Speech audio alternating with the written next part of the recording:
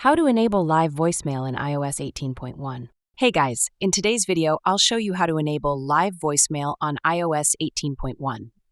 This feature lets you see real-time transcripts of voicemails as they're being left, making it super convenient to decide whether to pick up or not. Let's get started.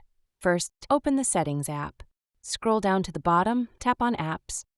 Once in the Apps menu, here find and navigate to Phone Settings. Select Phone. In the phone settings, locate the live voicemail option. Toggle the switch next to live voicemail to enable it. By toggling on the switch, the real-time transcripts of voicemails will be enabled easily. Now test the feature. Have someone call you and let the call go to voicemail. Watch the live transcript appear in real time while the voicemail is being recorded. Pick up or let it go. Decide whether to answer based on the live transcription. And that's it! With live voicemail on iOS 18.1, you'll never miss an important call again. Try it out and let me know how it works for you in the comments.